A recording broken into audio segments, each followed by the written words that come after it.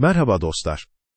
Bugün sizlerle özellikle sonbahar ve kış aylarında sıkça karşılaştığımız bir konuyu konuşacağız. Öksürük ve boğaz ağrısı. Belki siz de sabah uyandığınızda boğazınızda bir yanma hissediyorsunuz ya da geceleri uyumaya çalışırken kuru öksürükle uyanıyorsunuz.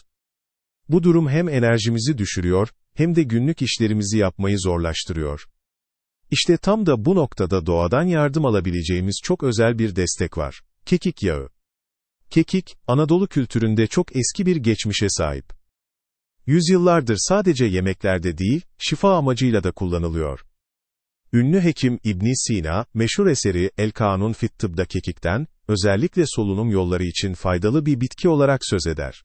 Yani kekik, sadece modern çağda değil, tıbbın tarihsel birikiminde de önemli bir yere sahip. Halk arasında da, boğazı yumuşatır, nefesi açar denilerek yıllardır tercih ediliyor. Peki kekik yağını bu kadar değerli kılan ne? Öncelikle kekik yağı, içeriğinde bulunan karvakrol ve timol gibi aktif bileşenler sayesinde çok güçlü bir antiseptik özelliğe sahiptir.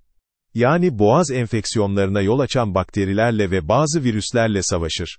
Doğru şekilde kullanıldığında öksürüğün azalmasına ve boğazdaki yanmanın hafiflemesine yardımcı olur. Bir diğer önemli özelliği ise antioksidan etkisi. Kekik yağı, vücuttaki serbest radikalleri temizleyerek bağışıklık sistemimizi güçlendirir. Yani yalnızca mevcut enfeksiyonla mücadele etmez, aynı zamanda ilerleyen dönemde hastalıklara karşı koruyucu bir kalkan oluşturur. Özellikle mevsim geçişlerinde bağışıklık sisteminiz zayıflıyorsa, kekik yağının bu özelliği size büyük fayda sağlayabilir. Kekik yağının balgam söktürücü etkisi de vardır. Kuru öksürükten şikayet edenler için adeta doğal bir rahatlama kaynağıdır.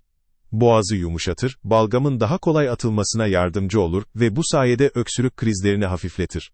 Bu özellik, çocuklu ailelerde de sıklıkla tercih edilmesinin sebeplerinden biridir. Ayrıca kekik yağı, bronşları açarak nefes almayı kolaylaştırır. Düşünün, soğuk bir havadan eve geldiniz ve boğazınızda hemen bir tahriş hissettiniz. Ilık bir içecekle birlikte kekik yağının desteğini almak, hem nefesinizi rahatlatır, hem de öksürüğün ilerlemesini engelleyebilir. Bu nedenle sadece tedavi edici değil, aynı zamanda önleyici bir desteğe de sahiptir. Kısacası, kekik yağı tarihsel kaynaklarda övülen, modern bilimin de etkilerini doğruladığı, çok güçlü bir doğal çözümdür. Antiseptik, antioksidan, balgam söktürücü ve solunumu rahatlatıcı özellikleri sayesinde öksürük ve boğaz ağrısında en çok tercih edilen bitkisel desteklerden biridir. Bir sonraki bölümde, bu yağı nasıl güvenli ve doğru şekilde kullanabileceğinizi ve nelere dikkat etmeniz gerektiğini konuşacağız. Şimdi gelin kekik yağını günlük hayatımızda nasıl kullanabileceğimizi konuşalım. Öncelikle şunu bilmelisiniz. Kekik yağı çok güçlü bir uçucu yağdır. Bu nedenle azı karar, çoğu zarar sözü burada birebir geçerlidir. Ama doğru şekilde kullanıldığında öksürüğü hafifletmek, boğazı rahatlatmak ve nefesi açmak için gerçekten harika bir destektir. Mesela, boğazınızda yanma hissettiğinizde, sıcak buharın içine birkaç damla kekik yağı damlatabilirsiniz.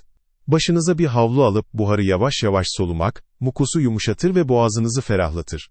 Bu yöntem özellikle gece yatmadan önce yapılırsa, öksürük krizlerini azaltabilir, daha rahat bir uyku sağlar. Bir başka yöntem ise yağı masajla kullanmaktır.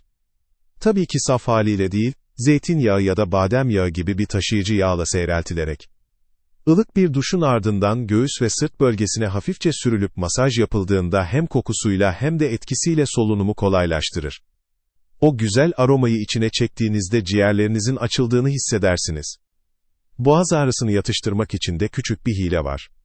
Ilık bir bitki çayının içine bal ekleyip, balın içine de sadece bir damla kekik yağı karıştırabilirsiniz.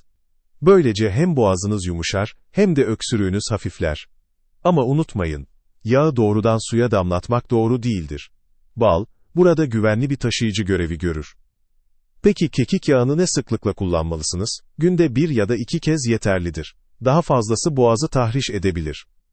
Kısacası, düzenli ama kontrollü kullanım en doğrusudur. Özellikle gece yapılan uygulamalar, hem öksürüğü hem de boğazdaki rahatsızlığı azaltır. Tabii her doğal yöntem gibi, kekik yağının da bazı dikkat edilmesi gereken noktaları var. Hamilelik döneminde, emzirme sürecinde ve küçük çocuklarda hekime danışmadan kesinlikle kullanılmamalıdır. Astım ya da kronik akciğer rahatsızlığı olanların da buhar uygulamasını dikkatli yapması gerekir. Cildinizin hassas olup olmadığını anlamak için yağı kullanmadan önce mutlaka küçük bir bölgede deneyin. Alerjik bir reaksiyon olursa uygulamayı bırakmalısınız. Tarih boyunca kekik nefesi açan bitki olarak anılmıştır. İbn Sina'nın yüzyıllar önce yazdıklarını bugün bilimde doğruluyor. Modern araştırmalarda kekik yağındaki karvakol ve timolün, mikrop kırıcı ve antioksidan etkileri kanıtlanmış durumda. Yani aslında yüzyıllardır kullanılan bu yöntem, çağımızın laboratuvarlarında da destek buluyor. Ayrıca şunu da unutmamak gerekiyor. Kekik yağı tek başına mucize değildir. Onu sağlıklı beslenme, yeterli uyku ve bol sıvı alımıyla desteklediğinizde gerçek faydasını görürsünüz. Bir fincan ıhlamur eşliğinde boğazınızı yumuşatırken, düzenli yürüyüşler ve stresten uzak durmak da bağışıklığınızı güçlendirir. Yani doğanın sunduğu bu armağan yaşam tarzınızla birleştiğinde çok daha etkili olur. Son olarak küçük bir hatırlatma, eğer 3 günden uzun süren ateşiniz varsa, nefes darlığı yaşıyorsanız ya da göğüs ağrınız oluyorsa, evde denemelerle vakit kaybetmeden mutlaka doktora başvurun. Doğal çözümler harika desteklerdir ama, tıbbi tedavinin yerini almaz. Kapanışı da sizden bir ricayla yapayım, siz kekik yağını hiç denediniz mi? Hangi yöntemin size iyi geldiğini yorumlarda paylaşın ki herkes faydalansın. Eğer bu video size yararlı olduysa, beğenmeyi ve Doğanın Reçetesi'ne abone olmayı unutmayın. Unutmayın, küçük doğal dokunuşlar hayat kalitemizde büyük farklar yaratır. Bir sonraki videomuzda görüşene kadar sağlıklı kalın.